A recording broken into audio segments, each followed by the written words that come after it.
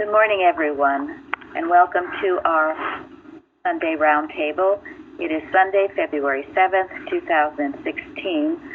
Our subject, Spirit, Golden Text, Zechariah. This is the word of the Lord, saying, "Not by might nor by power, but by my Spirit, saith the Lord of hosts." Yesterday we had a wonderful Bible study. Thank you, Amanda. And we talked about how the walls of Jericho came down, and how did they?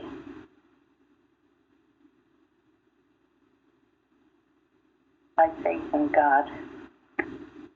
Right, by faith in God. Certainly not by any human will or anything like that, was it? No, it was total obedience and faith in God. Now, I want you all to be thinking, I want you to tell me some things. We've talked about, Bruce was talking about having your own walls, right, Bruce? Okay, what were you saying?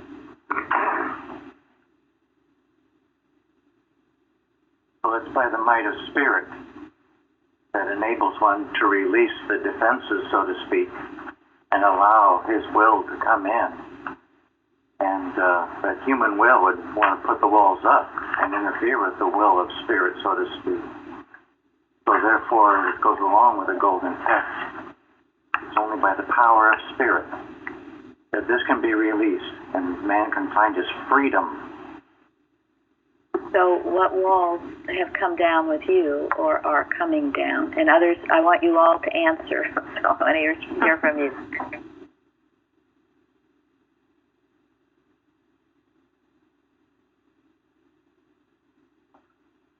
A lot of it has to do with a very similar thing like this Jericho. They heard about the good that came to the children of Israel, and then the walls came up. They felt like they were personally threatened by this.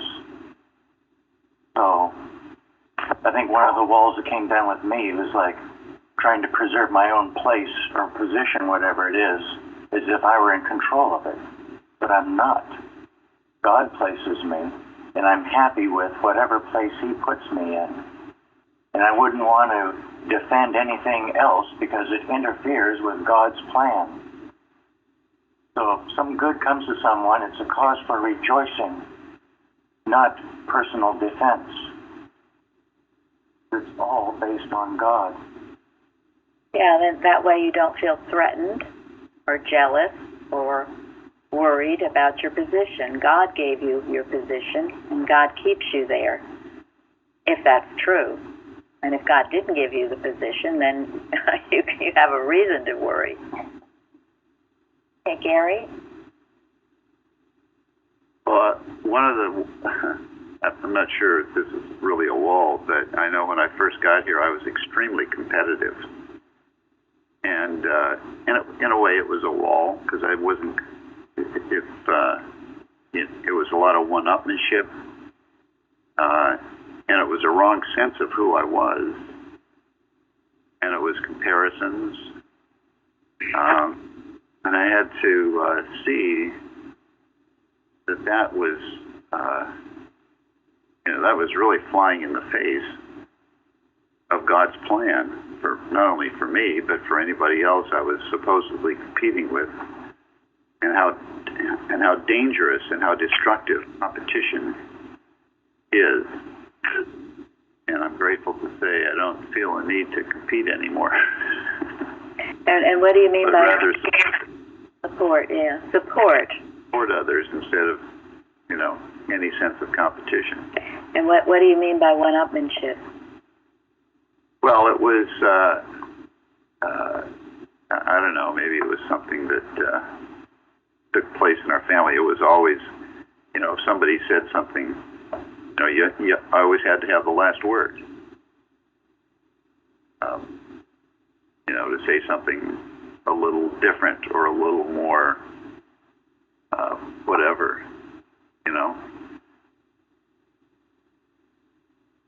Yeah. But I had to learn to be supportive of others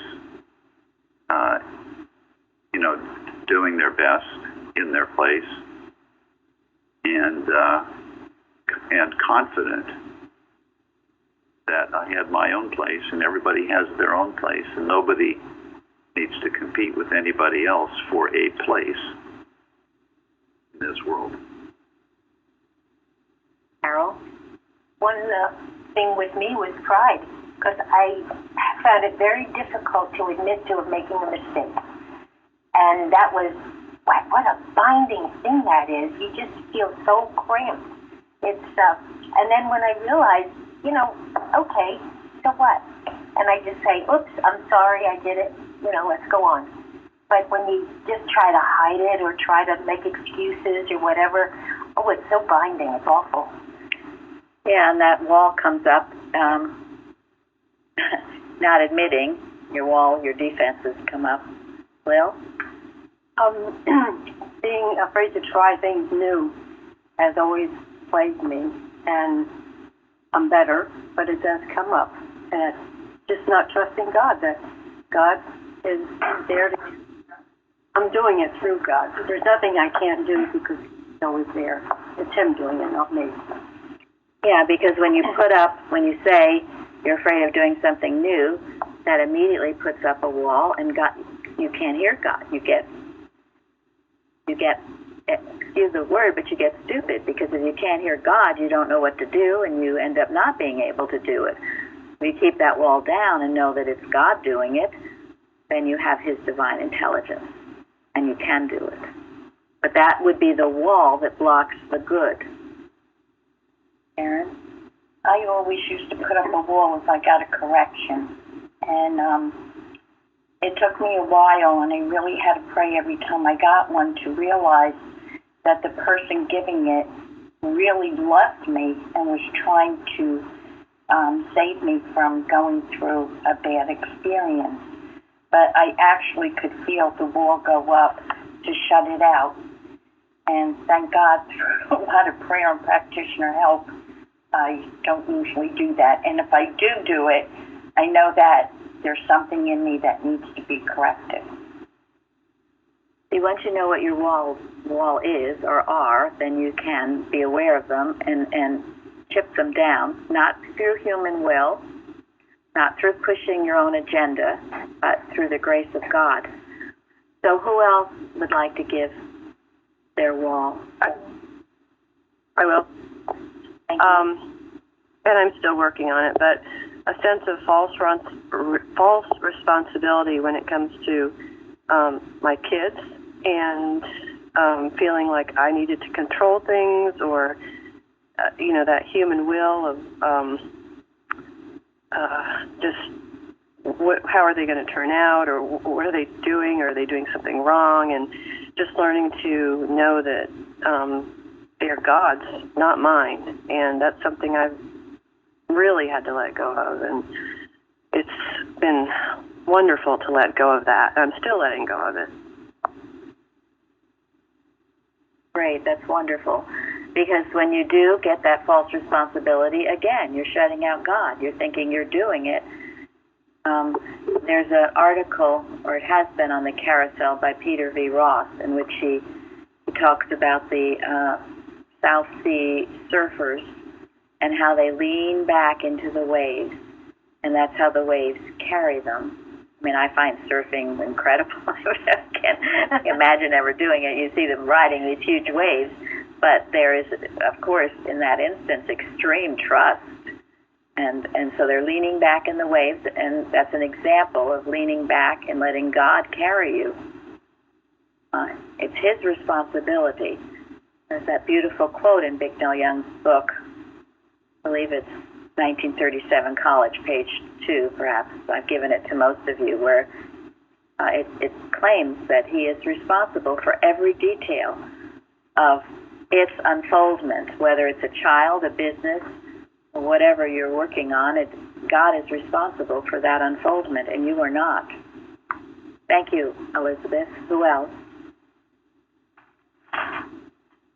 One for me is limitation and self-consciousness. So just limiting myself, saying I can only do so much. I can only take a certain position, and being self-conscious, being afraid of, again, making mistakes or doing something wrong or not being able to live up to whatever my expectations are or responsibilities are. But that has all changed and is still changing, knowing that it's God who puts me wherever He wants me, and everything I do is for Him, to glorify Him and to bless others. So it's not about me, and that has changed me so much by just taking the thought off of myself and what I think I can and can't do. It's not me.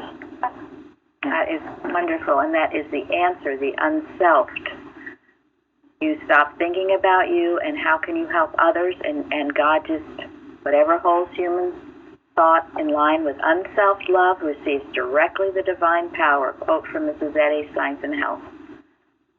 So when you do that at the workplace, in your home, anywhere, you become unselfish, you're thinking of others, you will receive the divine power, and you will know what to do, and there'll be no limitation to what you do, and most likely you'll end up getting promotions because God does the promoting. Thank you. Who else? I think the wall of seeing yourself different from God, like not, let me put it this way, like seeing myself completely as separate from God. That was what was giving that state of fearfulness. It's a wall of worry, timidity. And like you said, that is really saying you are a self apart from God. That's what I was thinking. And the citation here from Science and Health is so helpful. 491, it says, "It is only by acknowledging the supremacy of spirit, which annuls the claims of matter, that mortals can lay off mortality and find the indissoluble spiritual link which establishes man forever in the divine likeness, inseparable from his Creator." That was so helpful to me, because it's when I really started thinking that I'm never separate from God, is what gave me the peace, I should say, and the comfort that I am always at one. God, in other words, God is always here. Yes, thank you. That's a big one, the selfhood apart from God. And that, when you have that, you have all the other things that were mentioned. Pride, fear, limitation, everything. Jacob, on the forum, he quoted from Bignell Young's article, Oneness, and that is certainly the absolute statement that we're one with God. It's not, because sometimes we express ourselves as if God is somewhere apart from us and we're praying to this God. But the absolute truth is, no, we're one with Him. Our consciousness is with Him. When we declare it, it is Him. When we declare it and know it. Mrs. Eddy says in this lesson, we are not God, but we reflect Him. And so sometimes in speaking about it, it sounds like we're talking to a God outside ourselves. But He's your consciousness. You are at one with Him. That's the absolute truth. Anyone else? My big wall is that I can't seem to accept or integrate or bring into my heart the fact that evil is unreal. Well, that's certainly understandable. When we are challenged with it every day.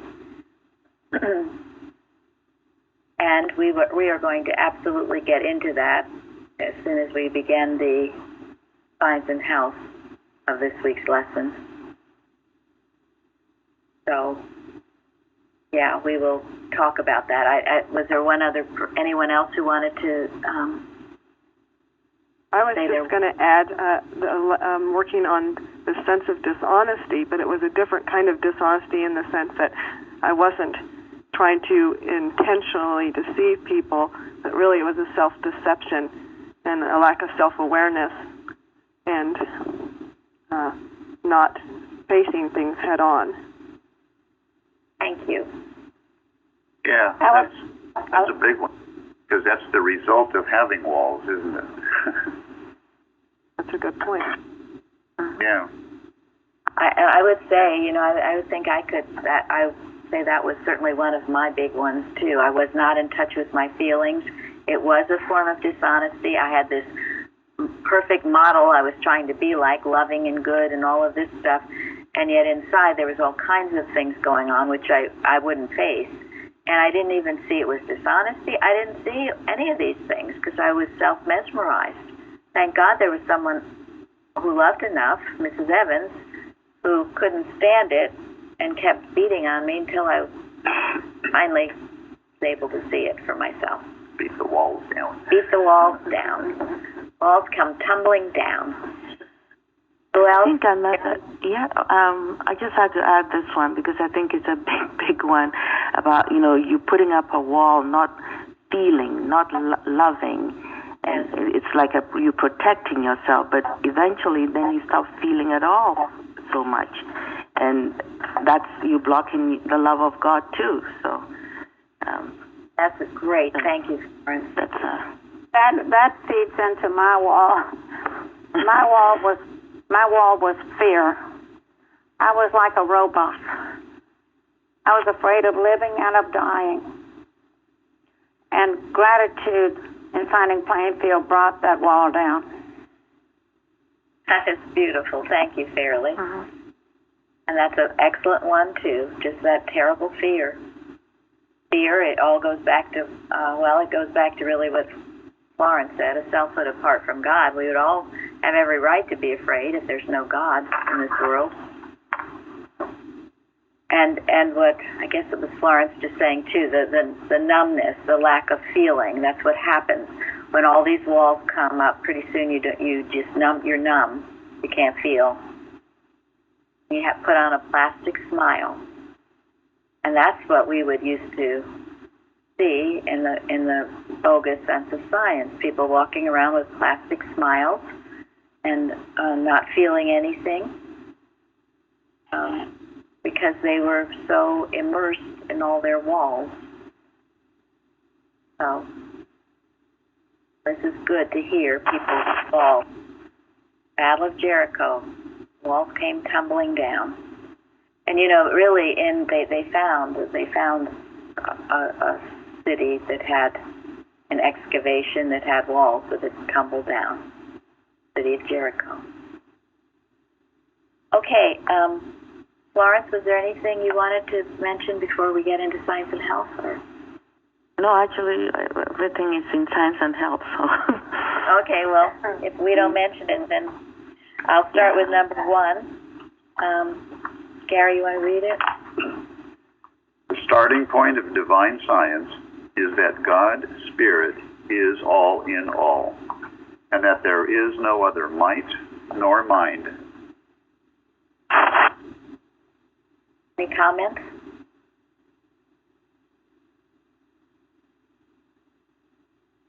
This is something I Go ahead. Oh, I was just thinking this is something that I can't work with enough because it really takes care of everything. And it's something I've began to start and finish my watches with because it is the answer to everything. If God is all in all, there is no other might nor mind. There's nothing to fear. There's nothing to doubt. Nothing, to make me angry. I have to think about when I'm having these feelings. What am I believing? What am I thinking? And it usually results in me thinking that there is a power apart from God. So I need to work with this always. Yes, and this is one of the statements that addresses what Mike is dealing with, being afraid that there's a reality and evil. You start always with this, that God's Spirit is all in all and that there is no other might nor mind. So you can ask yourself, do you believe this to be true? Ask yourself if you honestly believe this to be true. Now, at starting out, it might be just believing. But you either do or you don't. And I mean, if you were trained in another religion, you have another religion where you do believe there is a devil and that he is, what is the belief? He's as strong as God or equal to God in power. Then you've got to say, well, am I going to accept the tenets of Mrs. Eddy and Christian Science or not? Or am I going to believe this other stuff? I remember going through this process in my head. Do I believe this to be true? And of course I do. And why? Why do I?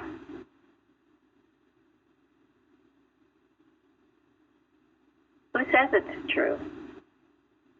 Well, I think you probably have demonstrated it at one point or another. Well, absolutely. That's true. But where do we get this? Where did Mrs. Eddy get this from? From God. From God and from the Word of God, which is? Thou shalt have no other gods before me. And from Jesus. Oh yeah, Jesus. And where did you get "Thou shalt have no other gods before me"? Where'd that come from? The Old Testament. Bible. Old Testament. The Bible told me so. Yes, Jesus. The Bible is the Word of God. So. Yes. Yeah, there's The chart of life. There's a reason why these people wrote these things down thousands and thousands of years ago. It was worth preserving. Because it's true. It's true. It's true then. It's true today. It will always be true. Think about it. The force that created all of this, the force that created the universe, that governs the universe. Can there be more than one creative force? I mean, is there more than one universe? Can that force contradict itself? Can it be both good and bad? Einstein got that. That's why Einstein's biography was so inspiring to me to read, because he was trying to figure out what makes things work. Why do things happen?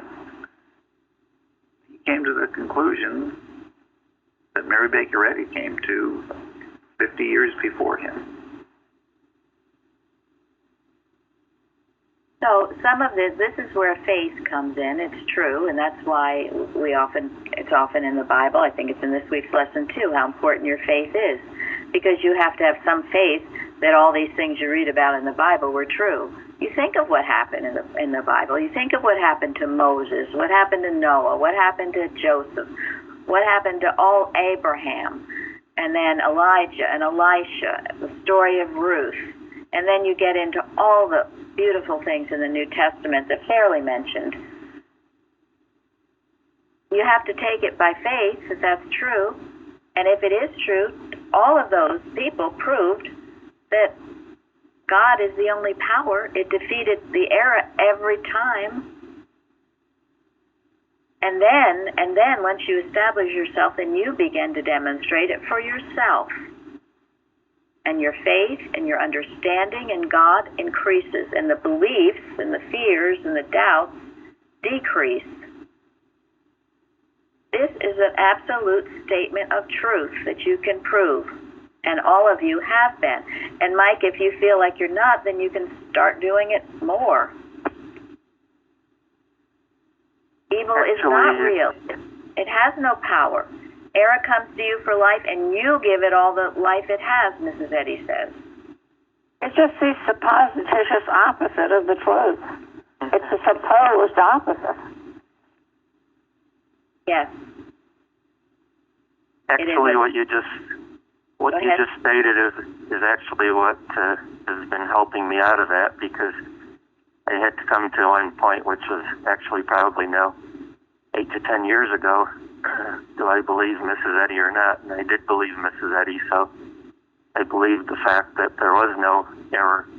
But then you hit the nail on the head by saying then you have to demonstrate it, to prove it to yourself, and as long as I had to call a practitioner to prove it for me every time, or get through the difficult things, I wasn't really proving it to myself, so it still was a wall.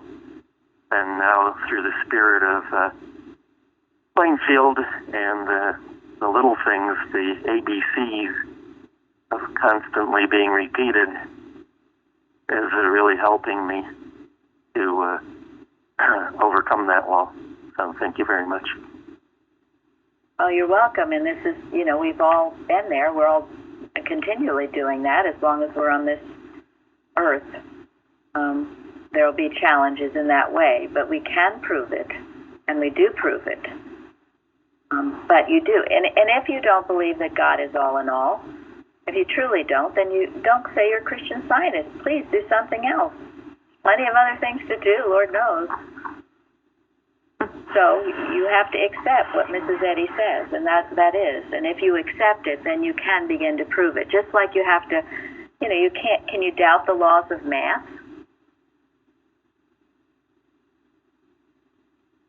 I mean, you can try, but you're not going to be very successful with whatever you use it for. And it's the same thing with life. If you doubt the science of Christianity, well, good luck. But if you firmly, steadfastly, to the truth that you do know, it will always serve you well. Always. That's what the Bible is full of. That's what it's all about.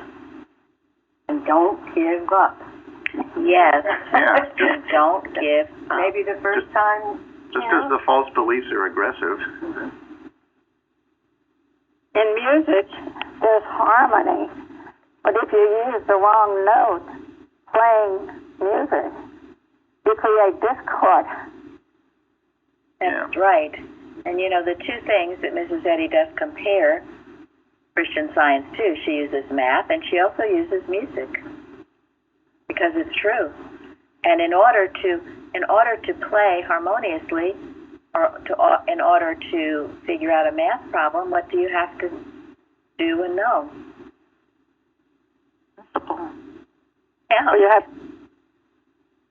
The basic rules. You have to know the basic principles and the basic things, the basic numbers and the basic notes. Yes. Numbers and notes. To me, in this practice, and I'm sure Florence sees it too, is how many people who have been in science all their life, class taught, and still what? They don't know it. They don't know it. What does it take to know it? They don't know it. It's all here.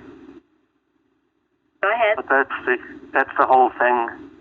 Exactly what I was toiling with, is that they don't give the ABCs, and I use that term because that's what Mrs. Eddy used with James Gilman in his book about his interaction with her in writing drawing the pictures for Christ and Christmas, was that she said that everybody started too high and nobody worked on the ABCs first.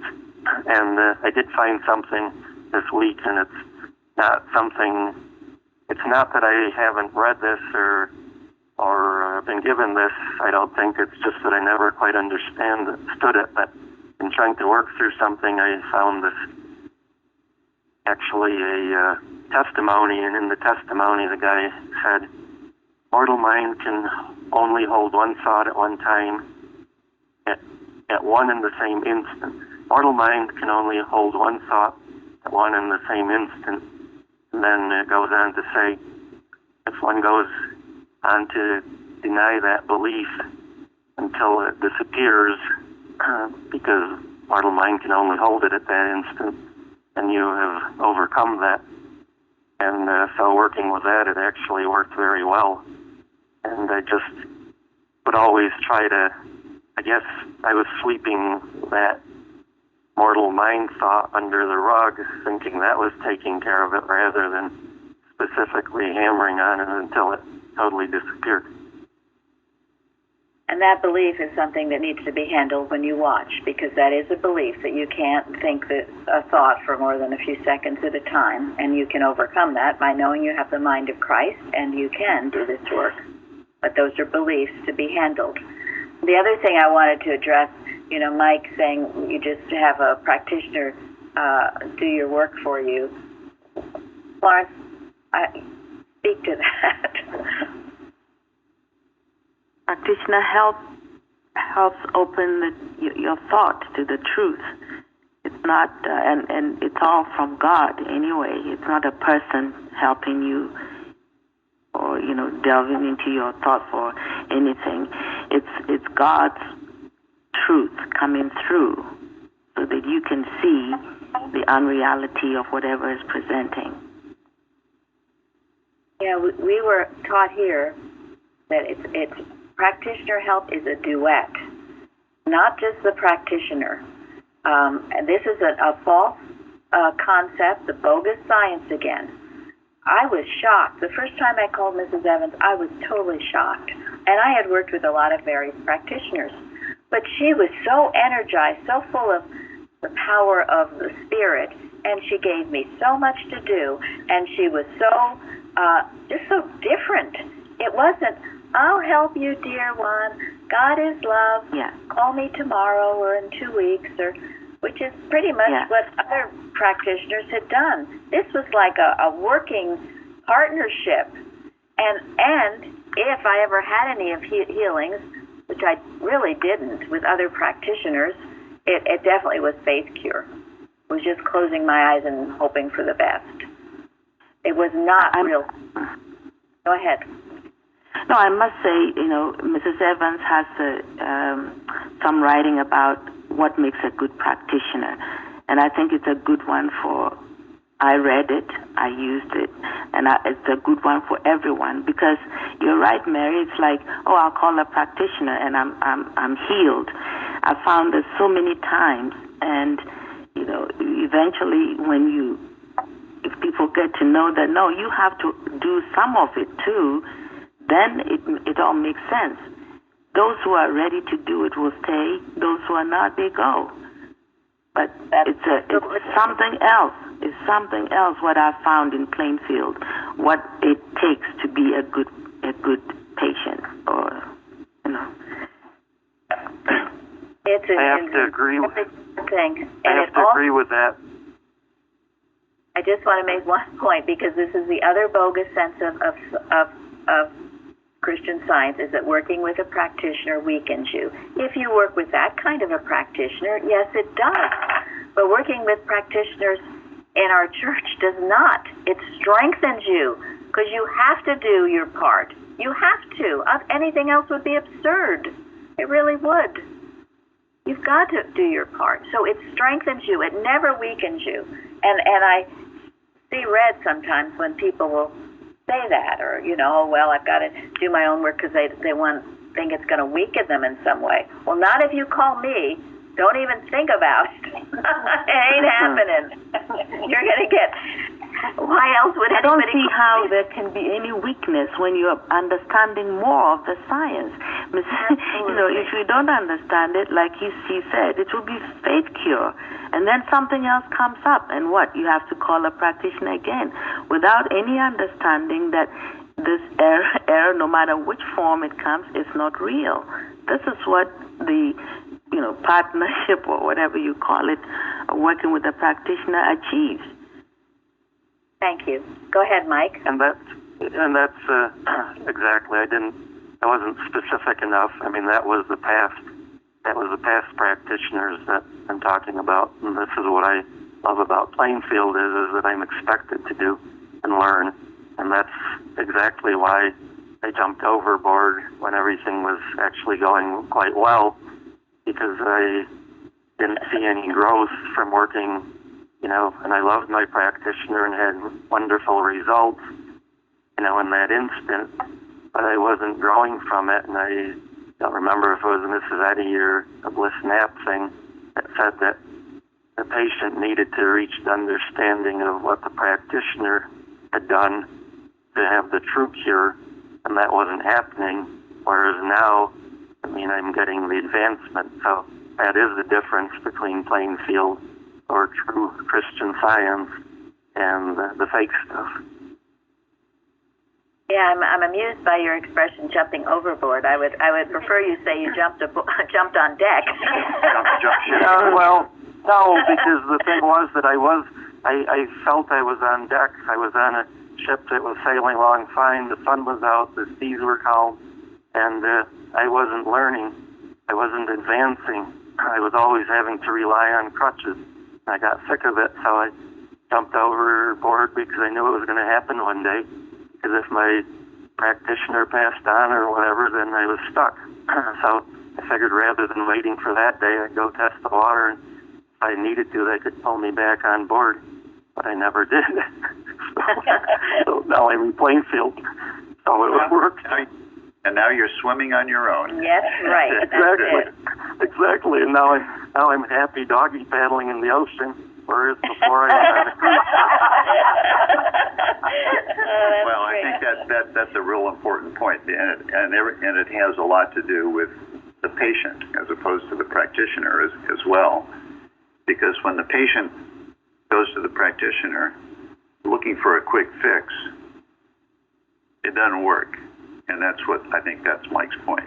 But once Mike got to the point where he accepted responsibility for his own thinking and for his own acting and for his own growth and for his own relationship with God, then he found a practitioner who could actually help him do that, and everything changed. Day, do you have your Science and Health out? Or your lesson? I do have Science and Health, yes. Okay, citation 6 in our lesson, page 109. If you could read it, please. Yes.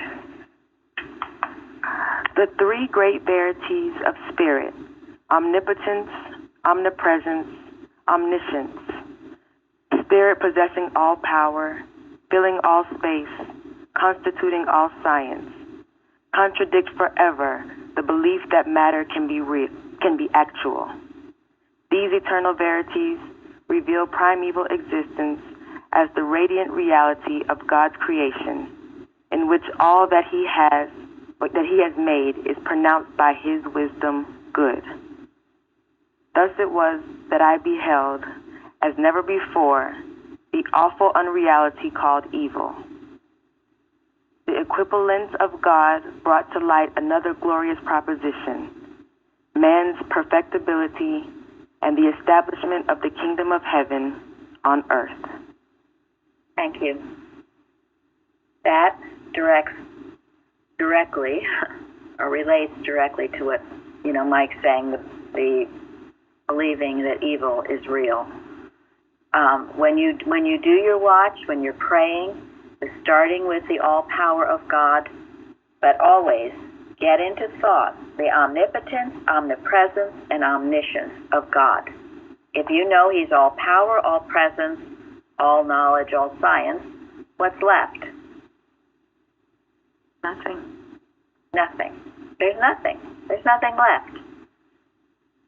And once you get feeling that, and it's not just words, but you feel it, that's when you start to really bulldoze any of these erroneous thoughts that come to you that there's another power.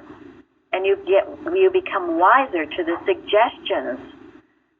In another section of this lesson, citation 10, Mrs. Eddy says, because God is spirit, evil becomes more apparent and obnoxious proportionably as we advance spiritually until it disappears from our lives. That's how it works. The more in the spirit you are, the more you detect the error. But you don't see it as person, you don't see it as you don't see it as your Aunt Jemima Huddle Duck, to quote a storybook. Anyway, you don't see it as anything but erroneous suggestion and something you can deal with and get rid of. And when you do get rid of it, you realize it's unreality. So work with these statements. Think about that. You have plenty of time to think. You're either thinking the truth or not. So think about the omnipotence, the omnipresence, omniscience of God. Our church watch that Mrs. Evans gave us years ago begins with what? God is omnipotent, omnipresent, omniscient, good. There is no such thing as animal magnetism calling itself. Did you all hear what Lillian said? Say it very loud, Lillian, with power. Because God is omnipotent, omnipresent, omniscient, good, there is no such thing as animal magnetism calling itself. And yes, then you put in whatever you want. That is the start of a magnificent watch. It's often how I don't start my day, but sometimes I do start my day with that. I certainly get into it later after I've done the lesson, because God is omnipotent, omnipresent, omniscient, good.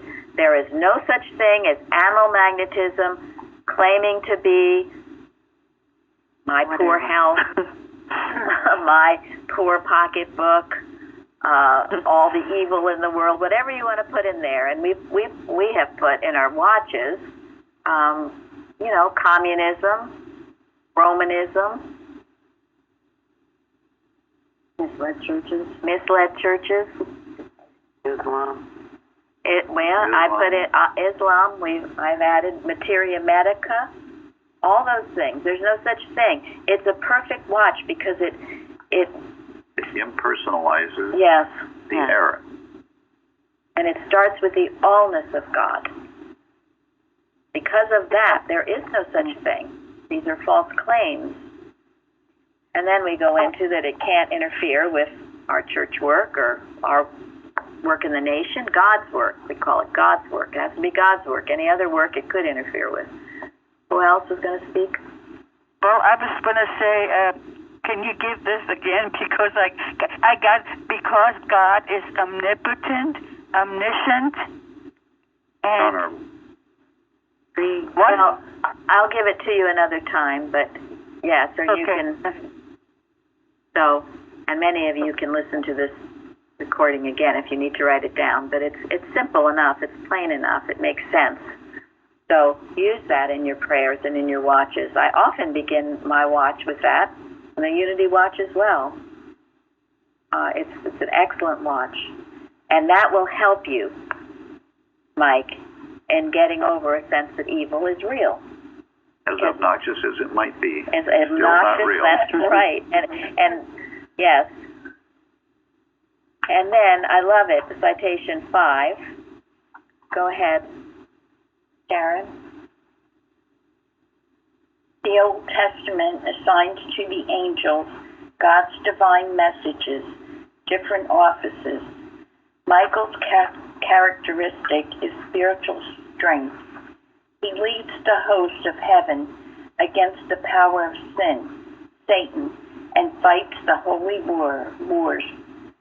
Gabriel has the more quiet task of imparting a sense of the ever-presence of ministering love. These angels deliver us from the depths.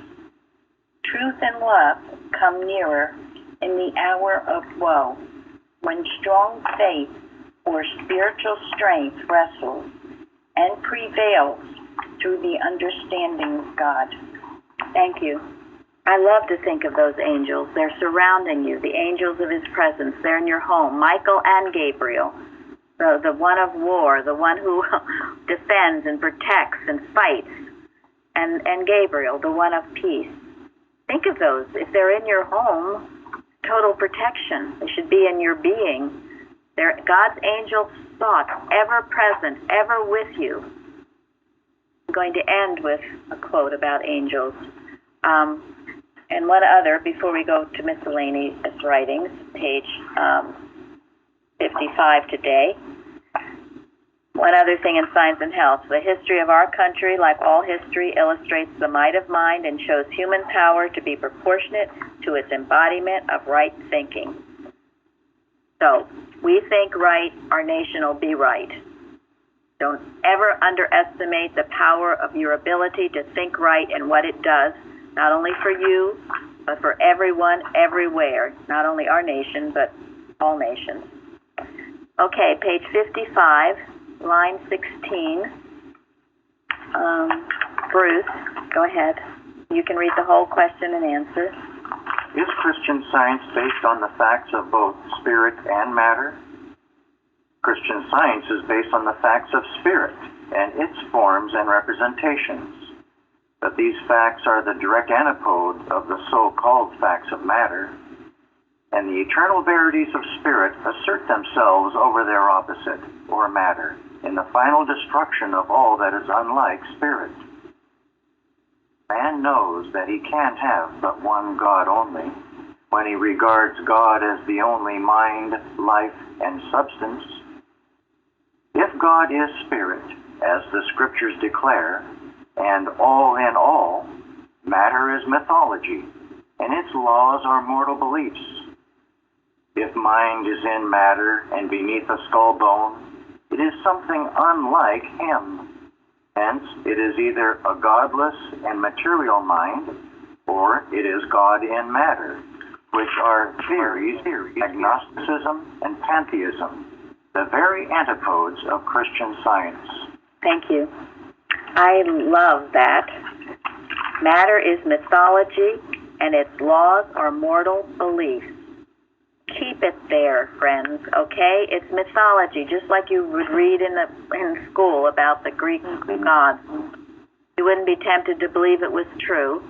And so then all that evolves around these beliefs, they're all beliefs. They're not the truth. That's why we're bound by our beliefs.